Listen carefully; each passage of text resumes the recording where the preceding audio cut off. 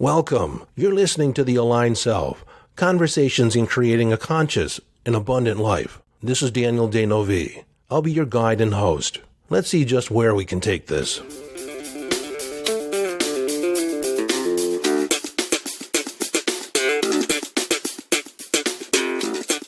Hello, friend, and welcome into the conversation.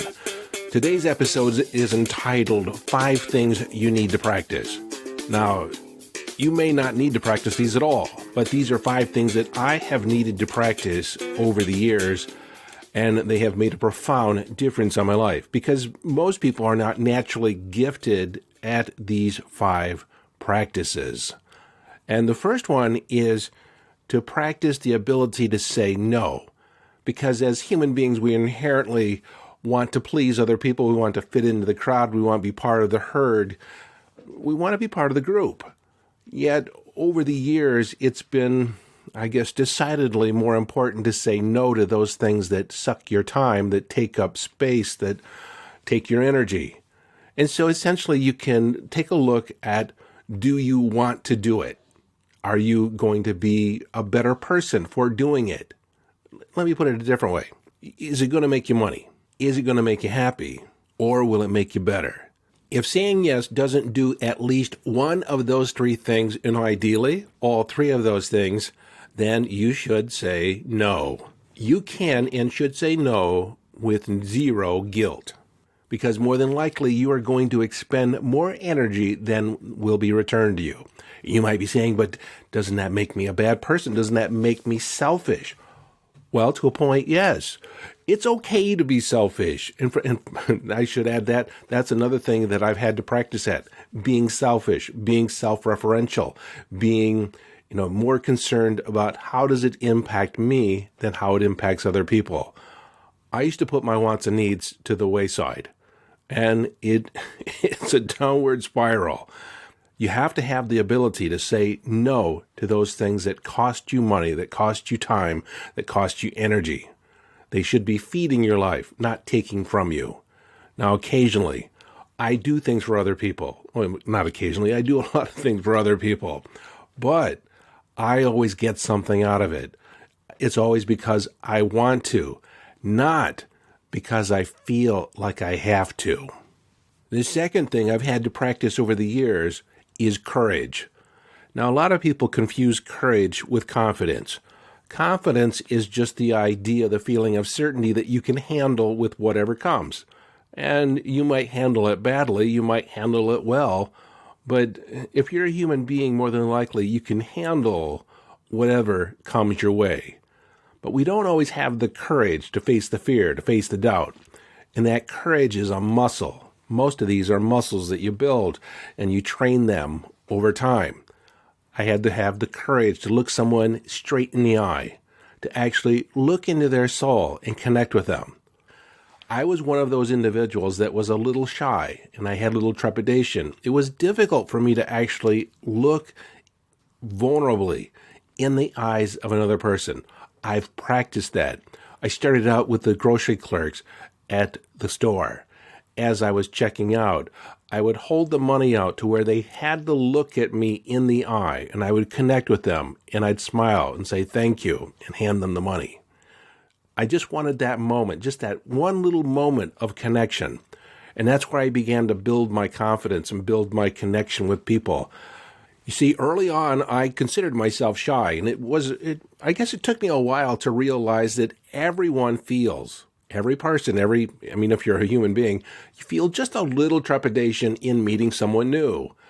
I used to feel that and think there was something wrong with me, there was something bad about me, or there's something deficient. No, I reframed that little feeling of anxiousness into excitement. I'm excited to meet someone new. I'm excited to get to know them. I'm excited to dive deeper and actually connect with another person. And so I used to think it was about me. No, it's about connecting to other people. Be more interested than interesting, says Dale Carnegie. Great words of advice. Number 3 on the things that I've had to practice is possibility thinking. That means when something goes wrong, I ask the question, how does this serve me? What does this now make possible? You see, when you exercise that muscle at looking at the bright side, at looking at how to turn it into something good, how does it serve me? What does this now make possible? Because you're going to be handed events, circumstances, people that aren't going to fit your game plan. They're not going to fit the way you want to receive them. And so no matter what shows up in your life, if you have the ability to turn it into something good, if you can see the silver lining to the cloud, if you can turn the lemons into lemonade, then you have a skill that will take you everywhere. 90% of my job as a coach is to reframe limitation, to show whatever problem you give me is a strength. And if you view it as a strength, it can actually guide you wherever you want to go. Skill number 4 that I feel you need to practice is the ability to say what you want, not what you don't want. You remember that the mind cannot not think of something. So when we're speaking out into the world, when we're speaking in our head, when we can focus on that which we want instead of that which we don't want, we begin attracting, we begin to manifest, we begin to create the reality that we desire. And it's been a practice. You see, because the mind is a difference engine, our natural proclivity is to see what we don't want. We see the accident and then avoid that. And if you're a parent, you'll say it to your kids, don't run, you'll fall, because you see the potential problem and you want to save them from that. But, when you say don't run, you'll fall, the only thing that's in the head is falling. Don't think of a pink elephant. Don't think of a little blue bunny with cherub wings flying around the ceiling. Don't think of it. And so this did take me quite a while to really get comfortable with the idea. I practiced again and again. As soon as I caught myself saying something that I didn't want, I immediately said, I don't want this. I do want this. I don't want to lose money. I want to increase my net worth. I don't want to fail on stage. I don't want to forget anything. I want to have the most amazing talk where people are moved and inspired. So you start talking about what you do want. At the moment you say or catch yourself what you don't want, immediately say the opposite, what you do want. Most people are unconscious to the words that are actually flowing out of their mouth. But if you begin to pay attention, if you ask your other than conscious mind to make you aware, to notice anytime you talk about the thing that you don't want, you'll start to have an awareness. Ask and you shall receive. And this is probably something that I could add to this, and that is practice being in rapport with your other than conscious mind. So here's a bonus. I said there was 5, there's 6. And that is you need to practice listening to your intuition. You have to practice just trusting your intuition. See, you can listen, but part of it is trusting. You have to learn what is the communication inside. So if you have an intuitive guidance, you act as if. You act as if this is a message from God. God is all it is. And you act accordingly. And then you just test it and you see how it works out. If it doesn't work out the way you thought, you go back and you check, you monitor inside. Again, this is a practice. You go back and reflect. What did that feel like when you first got the impulse?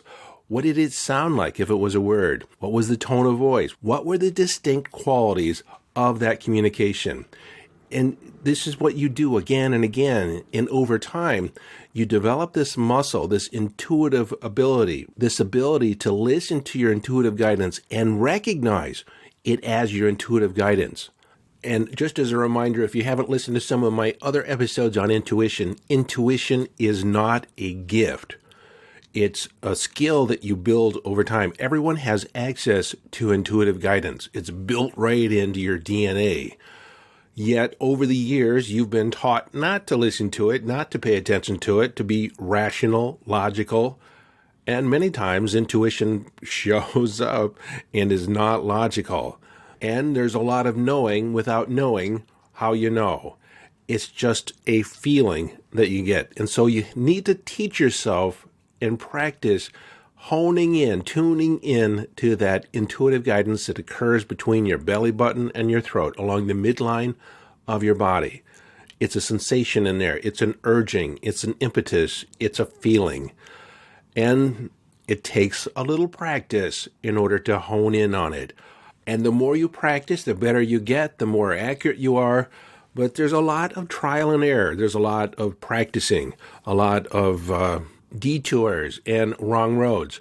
But those are not failures. Those are feedback. That's lessons on how to actually tune in and become more and more accurate. I'll do an entire episode dedicated to tuning into your vibes, tuning into those sensations, how to learn to trust your intuition. And once you get that rapport, once you build that rapport, that inner rapport, and learn to trust your intuition, then your psychic ability starts to expand. You start to pull in other modalities, other sense modalities to expand this whole process. And so intuition, psychic ability, confidence, and courage, these are skills that you build, the ability to turn it into something good. And like I said at the front end of this, I was not naturally good at any of this stuff. But over the years in practicing and actually looking at it as a skill to build, like building muscle, the more you practice, the better you get, the stronger you get, the more accomplished you get at all of this stuff. And some of you may be naturally gifted in these different areas, but I've not found that to be true across the board.